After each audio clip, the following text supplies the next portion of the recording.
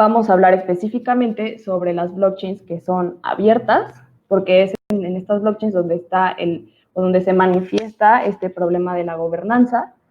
Si no lo conocen, este es de Stakey hecho un sabio.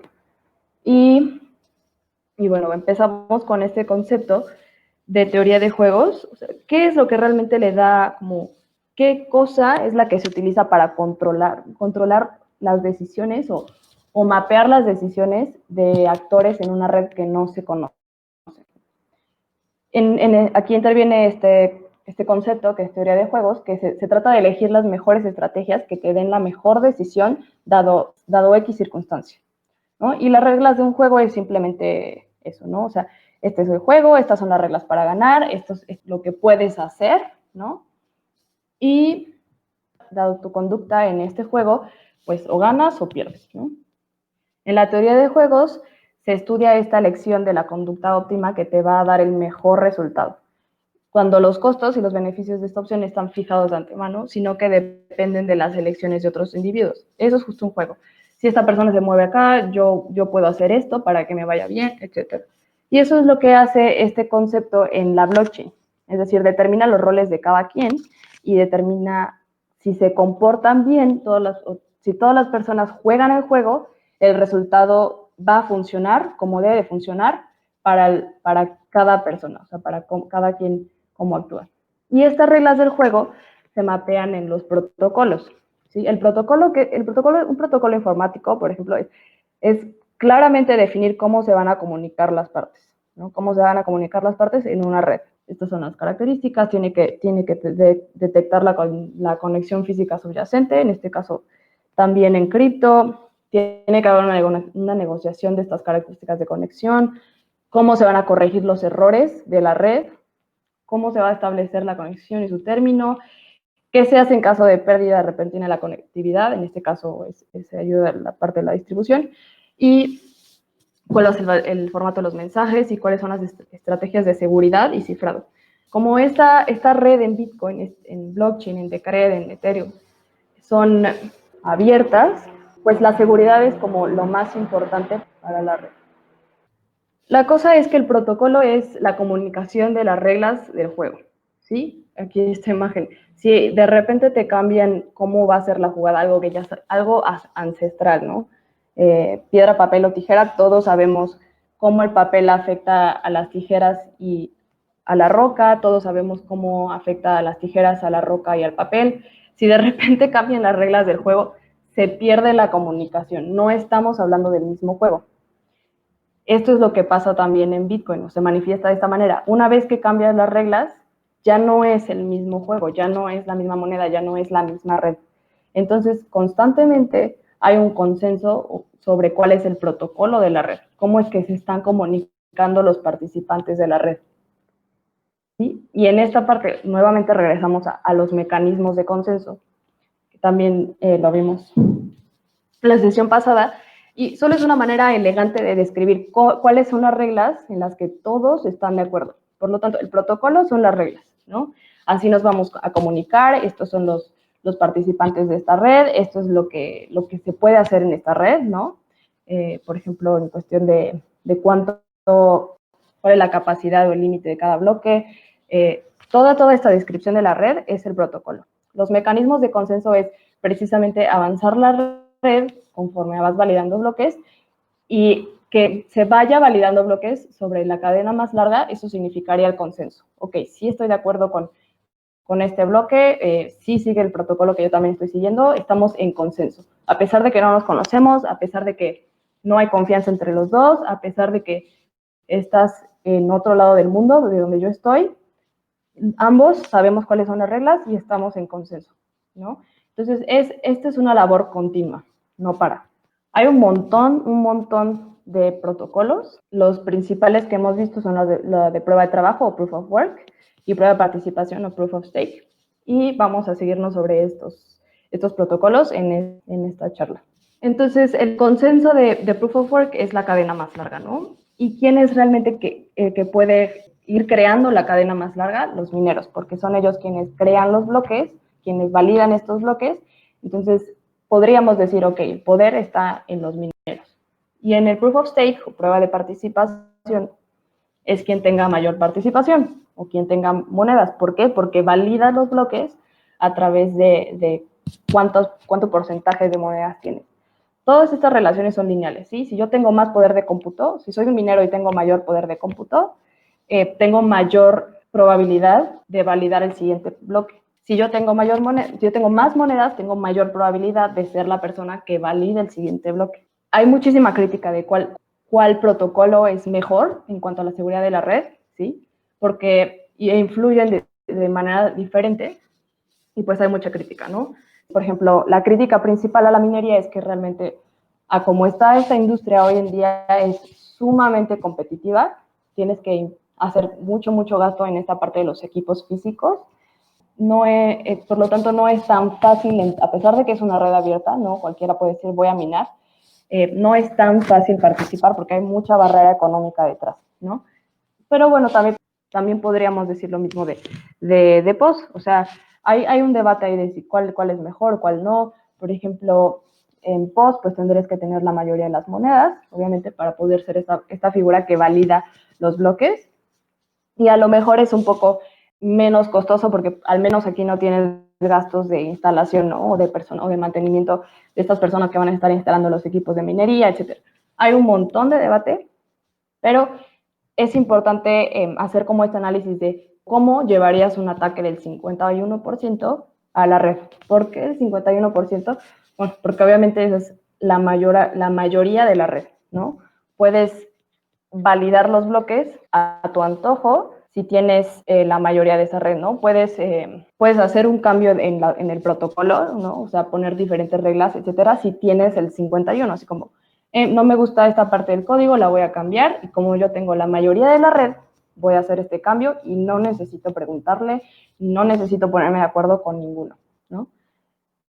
Hablando, ¿y cuánto cuesta más o menos iniciar en minería? De verdad, si googleas como minería, mining y más tu país, te va a salir chorrocientos de información, pero mucho cae en el costo de la electricidad y los equipos de minería la verdad es que no son nada baratos. Y es una cuestión de economías de escala.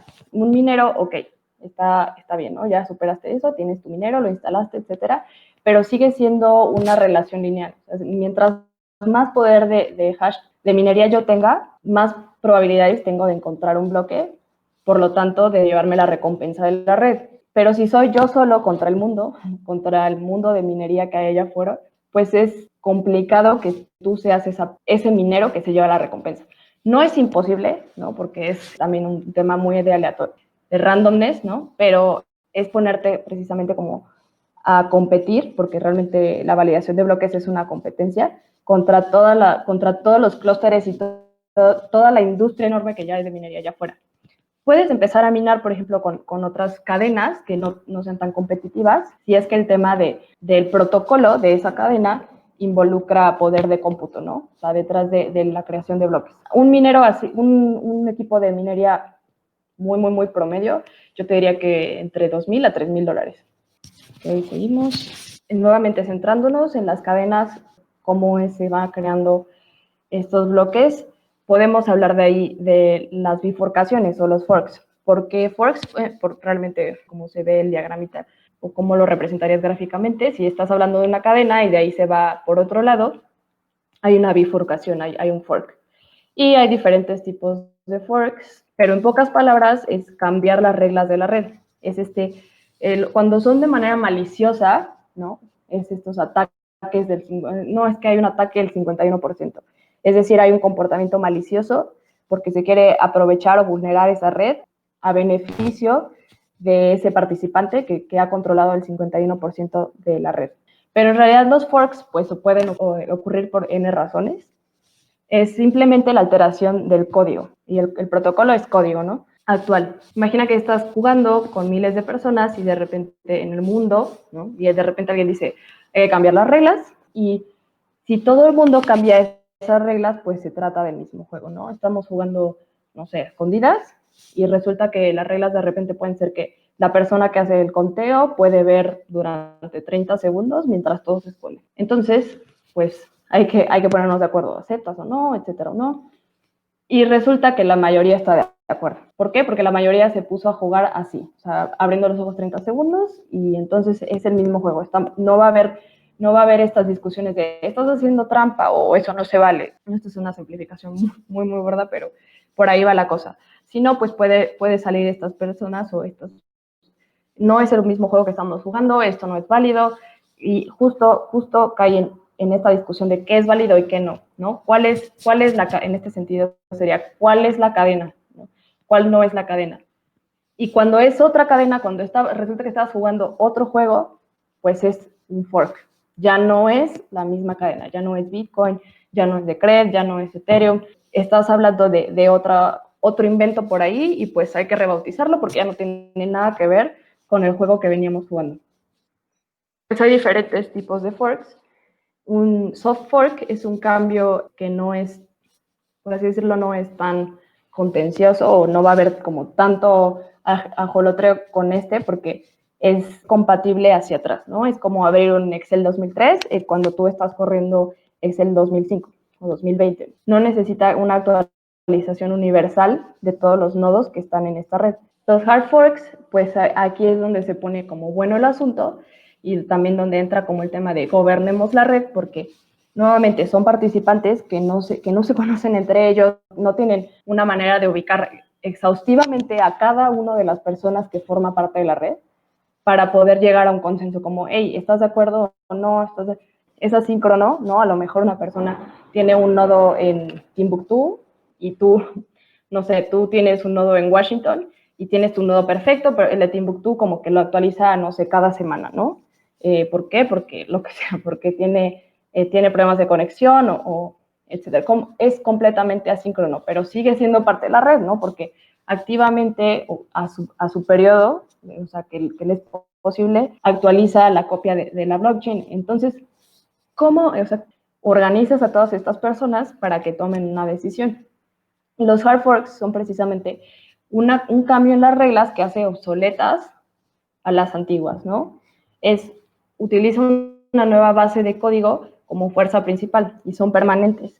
Este fork no es compatible con versiones anteriores. Es decir, y bueno, ya lo habíamos visto, los ataques maliciosos pues son justo esto. O sea, queremos beneficiarnos de la red y para ello buscamos tener el 51% porque pues esto significa que somos mayoría y vamos a atacar la red porque queremos hacer este cambio en el código o queremos hacer un ataque de una transacción de double spending, etcétera. Pero, o sea, aunque hay un montón de conversación también así como cómo hacer un ataque del 51% y este es el escenario que tiene que hacer y te vas aquí y acumulas todos estos mineros y de ahí hablas con ellos, bla, bla, bla. En realidad es muy costoso, la coordinación es muy, muy, muy costosa, ¿no?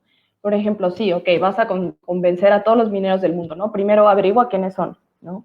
De ahí, haz que estén de acuerdo con tu plan, ¿no? ¿Por qué beneficio tendrían de hacer un ataque del 51% momentáneo a la red? O sea, ¿cuál es el objetivo? En realidad, sí es complicado tener una participación mayoritaria.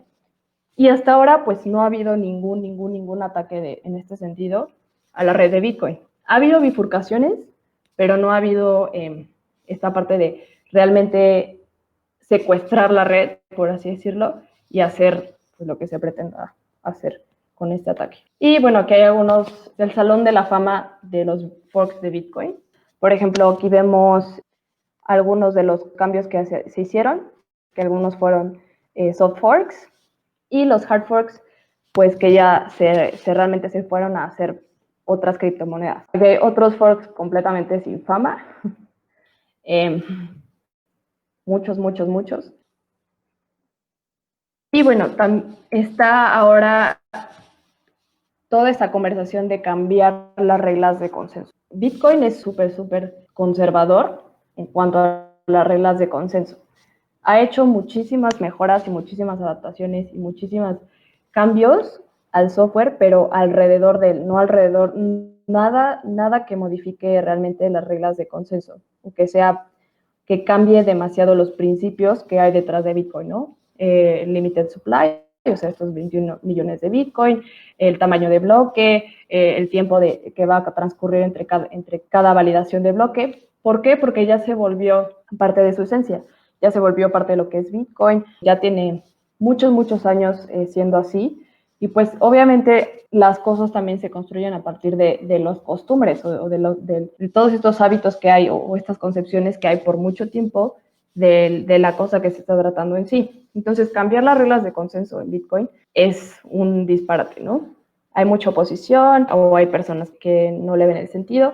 Y en cierta manera, como ha avanzado el desarrollo de Bitcoin, es que ha sido como maniobrando alrededor del protocolo, ¿no? Alrededor de estas líneas de código que son inamovibles. Y bueno, ¿cómo podemos también cambiar estas reglas de consenso? Pues también está esta opción de, ¿no te gusta? Haz el tuyo. A fin de cuentas, es código libre y nada te impide ir y hacer la anamoneda o Pablito Coin, que justamente le vas a imprimir lo que tú crees necesario en una criptomoneda, ¿no? Pero esto regresa a la pregunta de cómo se protege si es software libre. Realmente, que tú hagas una copia de Bitcoin no te convierte en Bitcoin o no te convierte en Decred, porque la comunidad o estos efectos de red es lo que hace el proyecto. O sea, sí, el código está ahí, benefíciate de él, a lo mejor tienes una súper idea de proyecto, puedes llevarla a cabo, pero no vas a hacer Decred, no vas a hacer Bitcoin, etc. Y esto es una acumulación de los efectos de red que tiene adoptar este tipo de criptomonedas.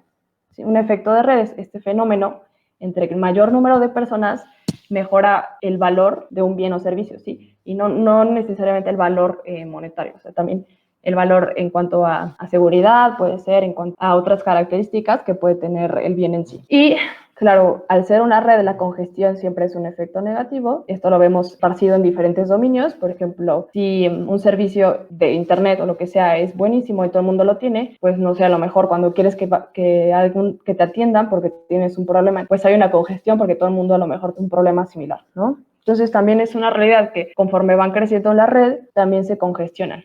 Y está ahí el famoso dilema de la escalabilidad y cómo mejoramos. Obviamente muchísimos proyectos no alcanzan esta masa crítica y esto se ve también en la industria de las criptomonedas porque hay más de 5,000 proyectos y pues muchos proyectos son estos, ¿no? Estos que no llegan a tener esta masa crítica se quedan como un recuerdito. ¿Quién logra estos efectos de red? La comunidad. O sea, en pocas palabras es la comunidad. En la comunidad, pues hay diferentes roles, pero podemos conceptualizar a todos como usuarios. Los mineros pueden guardar parte de las monedas de Decred, de las monedas de Bitcoin que tienen, y ellos mismos entonces son usuarios, ¿no? Los inversionistas, pues en realidad solo son personas que decidieron dar un algo a cambio de esta moneda, por lo tanto podemos pensar en ellos como inversionistas. Los developers, pues nuevamente estas monedas son productos digitales, entonces los developers tienen mucho que decir y que hacer en este ámbito. Los nodos y, bueno, en caso de ser proof of stake, los validadores. Pero todas estas personas son usuarios de esta red y son quienes van creando estos efectos de red. Mientras más mineros hay o entran más developers o entran más inversionistas, sí, no todos son inversionistas, de hecho. Entran más nodos. Una de las cosas como más lindas y más buenas que puedes hacer en estos proyectos de blockchain es correr un nodo, porque significa que estás guardando un registro de la copia de la red y estás, por ende, fortaleciendo la red, ¿no? Si por acá se desaparecen otros 2 nodos, porque N razón, estás tú tienes esa copia de la red, de la blockchain. Y bueno, aquí hacer un paréntesis chiquito, hablar de las externalidades de los efectos de red, porque luego se confunde este tema de, ok, pero esto es como una red Ponzi y el chiste es traer a muchas personas para que el precio suba, etcétera. No todo es el precio, o sea, hay que pensar en ello como el valor de la red. La red se va alimentando de más personas y va creciendo en valor, pero no necesariamente monetario. Por ejemplo, podemos pensar en las externalidades como estos efectos que hay en patrones de compra, donde más consumidores están influenciados por la compra de esos consumidores y pues obviamente hay una demanda momentánea de este bien y el precio pues se ve reflejado, ¿no? Y esto no es un hongo, es una bomba. Y de hecho es algo que pasa en muchísimos proyectos en esta industria. Llegan a tener esta externalidad donde hay demasiada demanda porque X o Y, no sé, hubo como una propaganda increíble de tal activo digital en su momento y pues va, ¿no? Pero no necesariamente cuando sucedieron estas externalidades significaba que la red creció, ¿no? O sea, a lo mejor en ese momento había menos participantes, había menos nodos, había menos valios. Entonces, es ajeno al crecimiento de una red en sí. Quisiera regresar al tema de por qué cambiar el consenso. Esta es la canción de Technologic de Daft Punk. Y aquí hay 4 palabras clave y la seguridad definitivamente es una de ellas. La escalabilidad pues también, y es una red, ¿no? Se congestiona. La privacidad también está en esta lista, figura en esta lista porque recuerden que las blockchains son públicas, entonces pues hay muchas personas investigando cómo ligar esas direcciones públicas, que en realidad son números y letras, a una identidad física, ¿no? Una identidad de una persona natural. Entonces la privacidad también es por ende importante. Y pues también está la palabrita, o también está en esta lista, la palabrita de adaptabilidad, porque pues es tecnología. Va a haber cambios, va a haber mejoras, y en una de esas, las reglas del protocolo, es decir, el código de estos productos, tendrá que verse alterado, ¿no? Y lo pongo como en diferentes escalas, sí.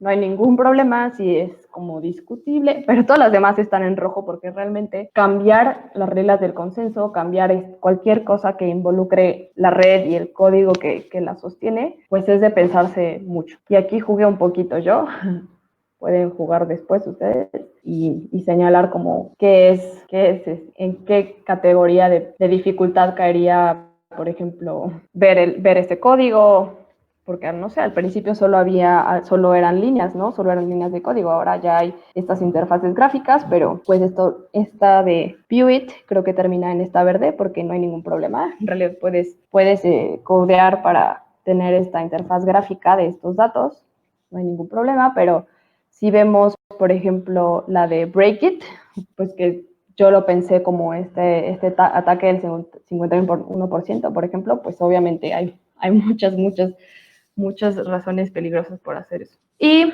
la conclusión que yo quisiera poner en la mesa es que los cambios son necesarios. Pues sí está como este tema o esta reflexión de necesitamos cambiar lo que significa esta red, porque va a tener dificultades en el futuro, o se va a enfrentar a esto, o simplemente al paso de la tecnología, ¿no? Como lo vimos desde el principio, los protocolos tienen una conexión física subyacente, y en el futuro no lo sé, ¿no? A lo mejor hay un pedazo de hardware en la parte de almacenamiento y en la parte de procesamiento en cuanto a la minería, a lo mejor hay un pedazo de hardware que significativamente influye en el protocolo y como que no vemos de otra más que tener que hacer el cambio, ¿no? Entonces, es justo esto, como reconocer que es tecnología, que sí hemos conceptualizado que son dinero digital, que sí hemos llegado ya a estas reglas de cómo vamos a mantenerla, cómo vamos a participar en ella, pero sigue siendo tecnología. Y esto debe sopesar el paso del tiempo. ¿Qué significa esto? Pues no significa solamente como, hey, vamos a hacer este cambio. Recordemos que hay un montón de personas detrás de estas redes y todas, absolutamente cada una de ellas va a tener una opinión, ¿no?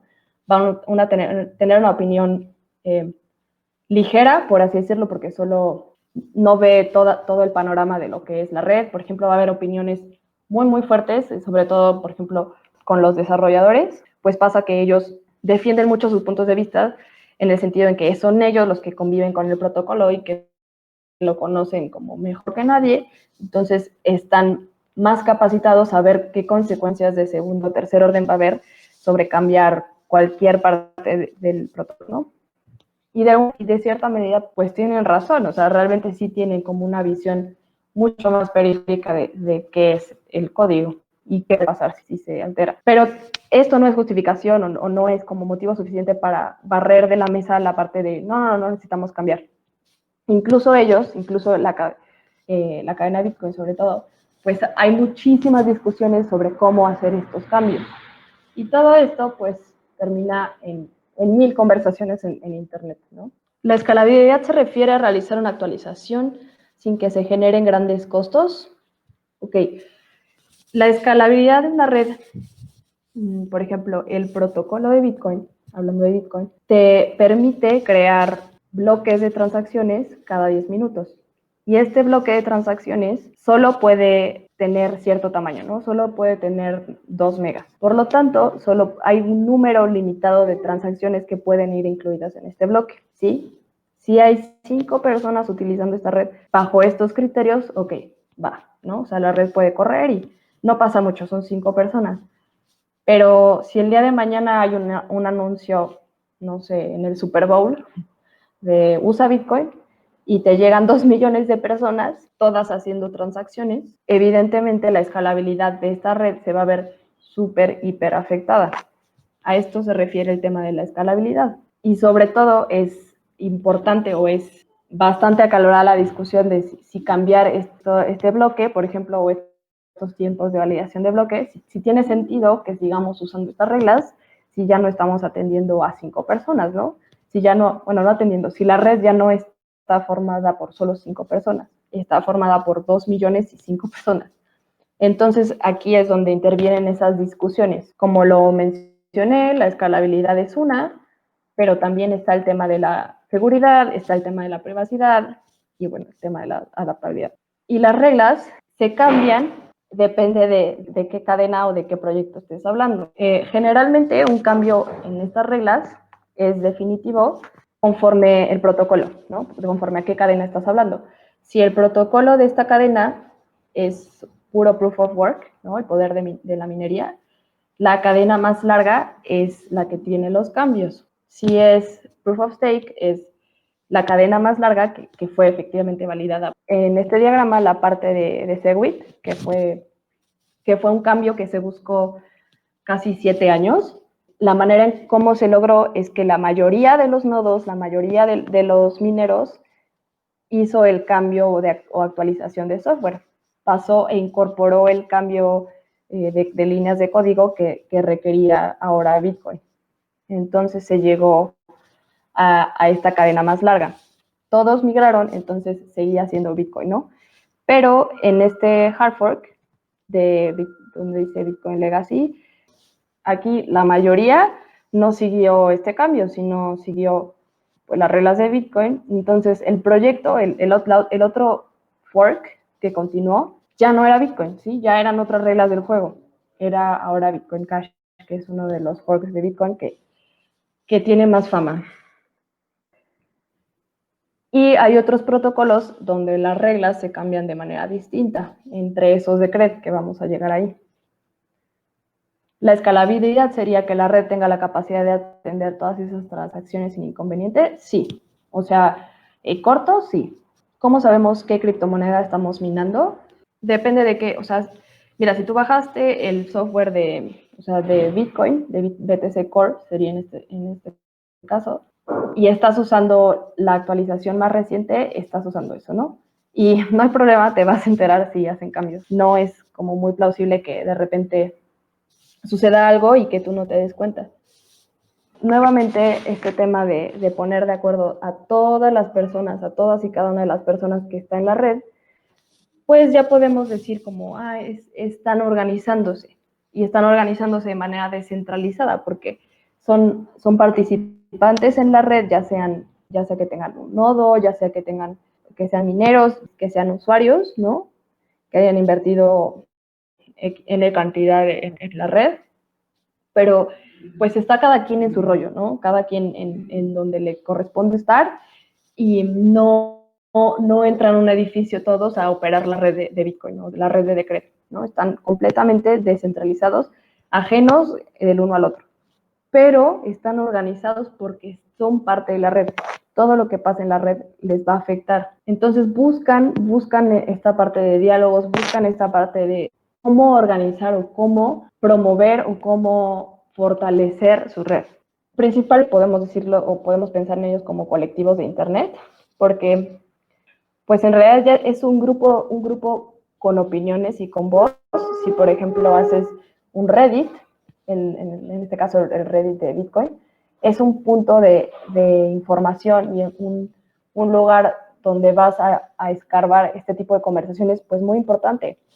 Pero es todo, ¿no? O sea, solo están ahí un grupo de personas en un rincón del Internet hablando de cosas, ¿no? En la actualidad, pues hay un montón de proyectos blockchain Y hay muchos de estos que se han organizado en fundaciones, que se han organizado en organizaciones sin fines de lucro. Hay muchos otros incluso que tienen tal cual una organización corporativa y que buscan lucrar con su blockchain abierta. Estamos hablando de puros proyectos de blockchains abiertos, ¿ok? Que justo viene con esta idea de la distribución de este bien común. Y que también está como esta crítica de, ok, realmente es una organización descentralizada, si en estos corporativos, si en estas fundaciones, pues hay una estructura jerárquica, o sea, realmente es descentralizado, el bien está distribuido entre sus partes y obviamente va a impactar la manera en cómo se desarrolla, cómo se cuida, cómo se mantiene esta red.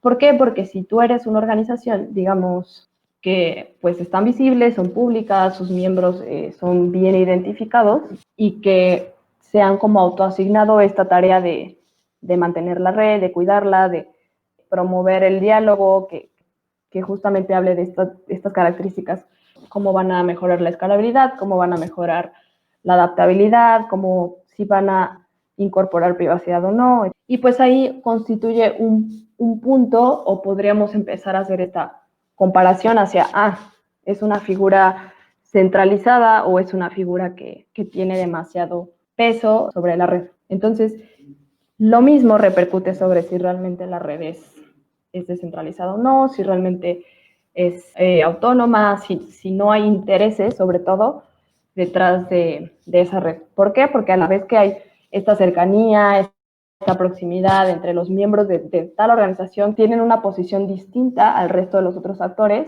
para poder actuar y manifestar sobre la red. Justo esto, pensar en qué partes están participando en una red, qué tan cercanos hay, qué tanta posibilidad de coordinación hay, aterriza en que la gobernanza es como muy importante. Y aquí ya voy a hablar un poquito de los protocolos híbridos y de decretos. Ok, bueno, entonces voy a hablar del protocolo híbrido.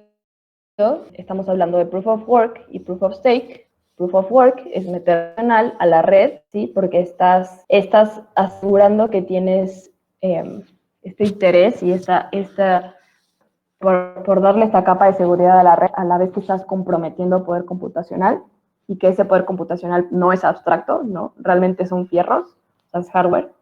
Por lo tanto, has hecho como este gasto importante para poder mantener la seguridad de la red, ¿no? Entonces, Proof of Work tiene su utilidad en cuanto a capa de seguridad.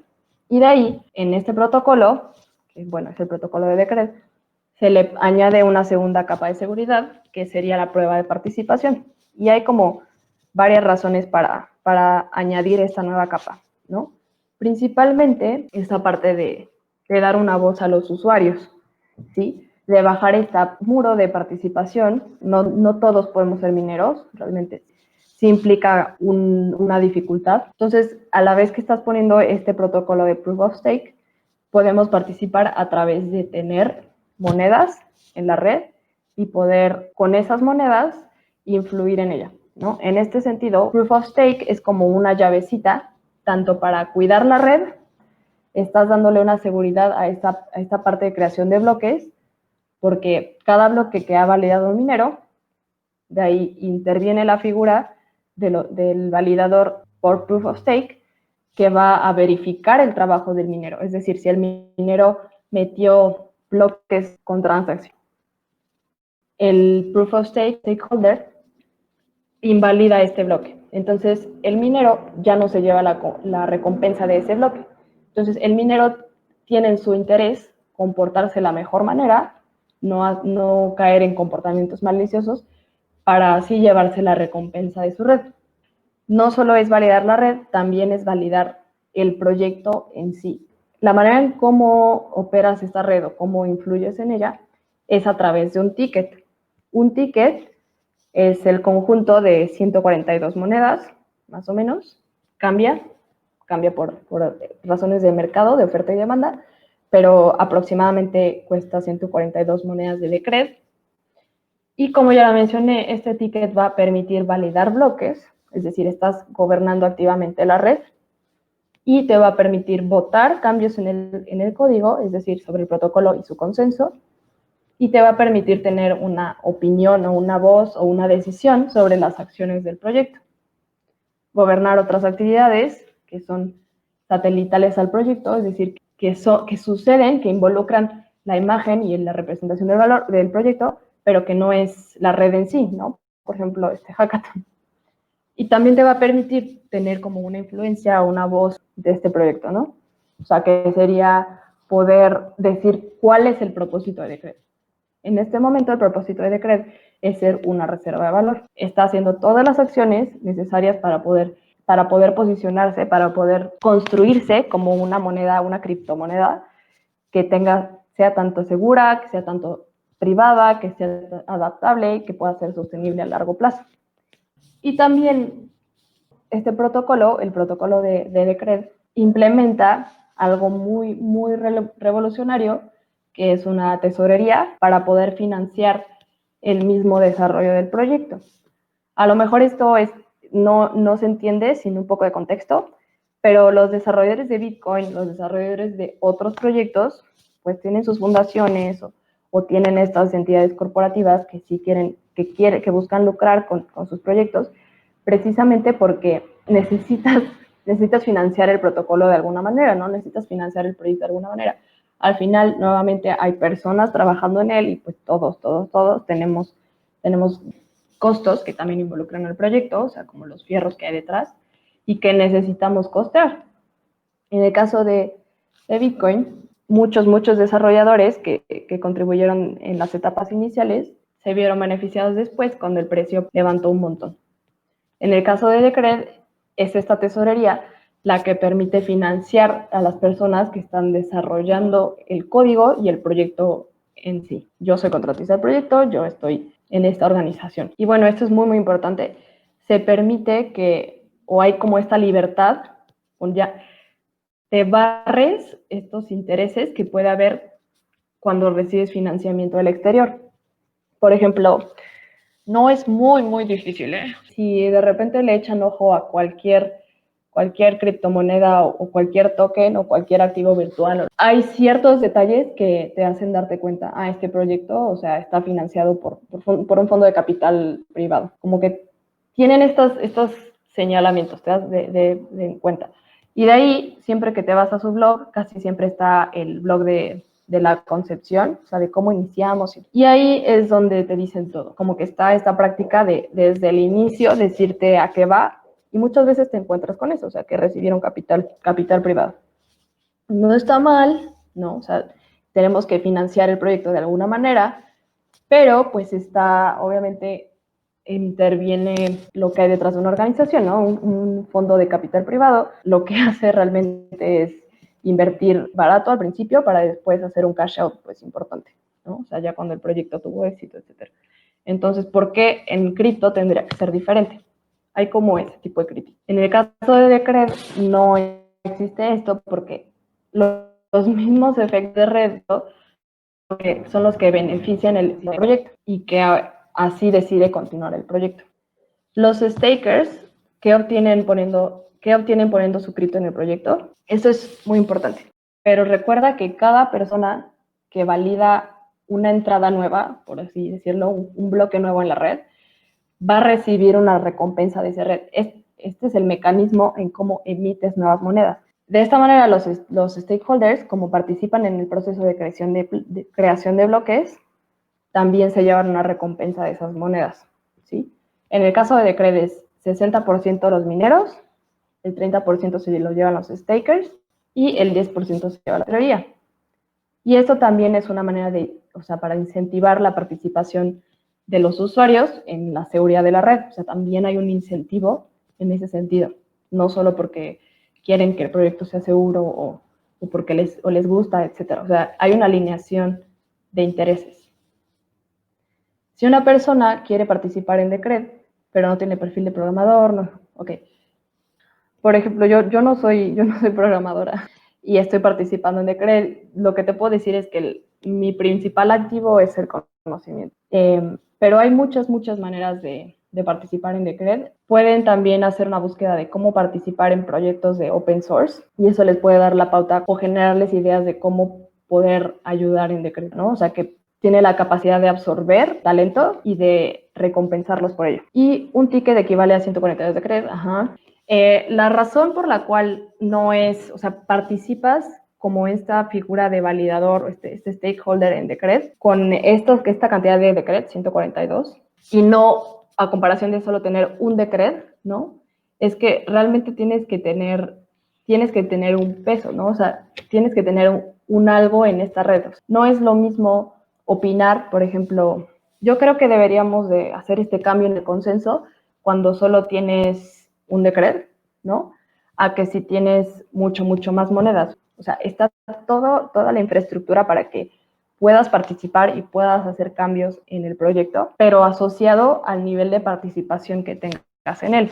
Y bueno, aparte de todo este control de la red, que ya no solo está en manos de los mineros, sino está también en la mano de los usuarios, a condición de que tengan estos 142 decrets, está también toda la solución a la toma de decisiones, o toda esta solución a los diálogos, ¿no?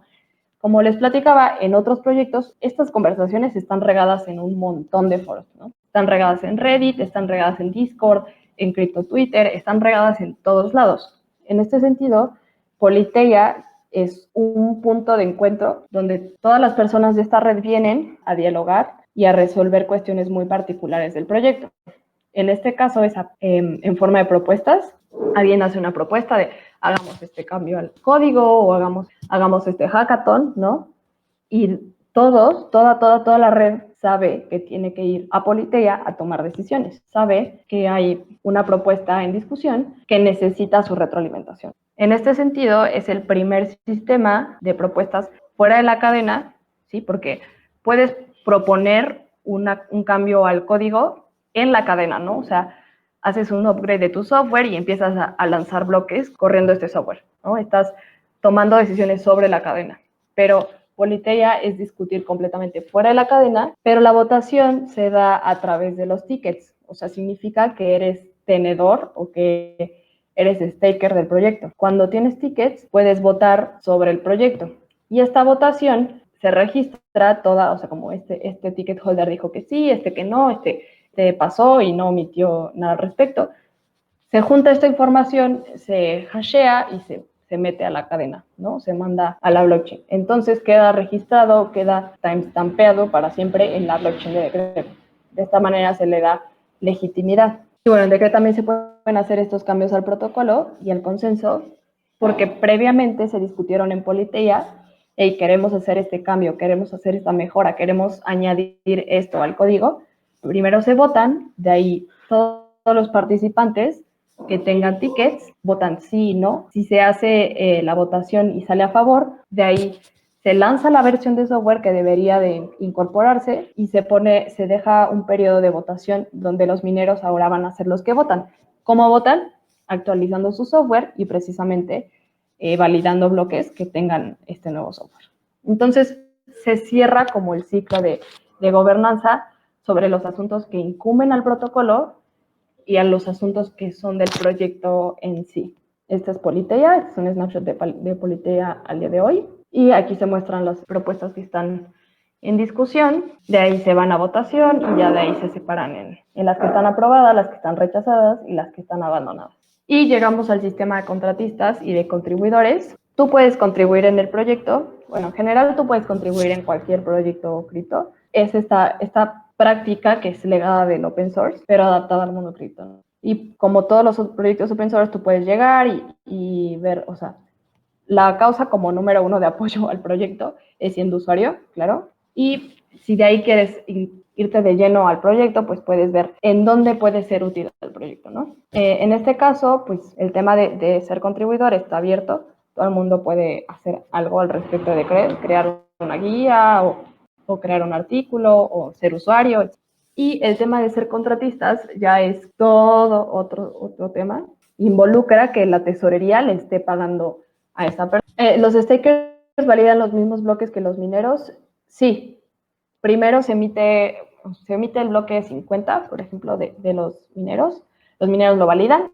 Así, aquí está el bloque 50, ¿no? Y, o sea, después de que hicieron toda esta competencia de ver quién encontraba el nonce, quién nominaba este nuevo bloque, se emitió a la red, se encontró ese bloque, y de ahí siguen su proceso, o sea, viene el bloque 51, ¿no? Los mineros hacen lo suyo, se ponen a hacer esta competencia por quién va a validar el bloque 51, pero justo ahí los stakers son quienes revisan el trabajo del bloque 50 y dicen, ah, ok, si todo está bien. Validan o doble verifican este bloque. Y bueno, justo hablando de los contratistas, ahora mismo hay una votación que implicaría cambios en el consenso, cambios en las reglas, en el protocolo, porque se quiere habilitar una tesorería descentralizada. En la actualidad hay trabajo manual, trabajo humano, para poder emitir los pagos a los contratistas. Pero se está buscando una descentralización pues, progresiva en este proyecto, lo cual sería delegar la tesorería a un control algorítmico, ¿no? O sea, que acción A detone acción B y así sea como se le pueda pagar a los contratistas. Entonces, todo esto, pues, le permite al proyecto realmente llamarse descentralizado y realmente, pues, tener este estatus como de organización autónoma descentralizada. ¿Por qué? Porque los contratistas, pues, sí son personas que llegaron de manera voluntaria al proyecto, sí les interesaba y querían ser parte de él, etcétera, y demostraron su utilidad, obviamente, o su utilidad al proyecto haciendo, ¿no? Contribuyendo a él en acciones que quizá estaban abandonadas o cosas que podían aportar. Estos contratistas pueden agruparse como en clústeres o en células, etcétera, depende del dominio en el que trabajen, ¿no? Pero sí, o sea, el tema principal es llegar, aparecerte y ser útil al proyecto de acuerdo a lo que puedes hacer tú. Y de ahí pues vas encontrando más áreas o vas encontrando más trabajo que hacer o vas llevando más tareas a tu cancha, ¿no? Y hay un momento en donde te nominan o tú mismo pides ser contratista, como me interesa esto y ya tengo cierta reputación, ¿no? Ya he cosechado una reputación y ya me conoces, ya sabes cómo trabajo, etcétera, y me gustaría ser contratista, lo que me permite poder bilear al proyecto. Y eso es todo. Muchísimas gracias a todos. Que tengan buena tarde.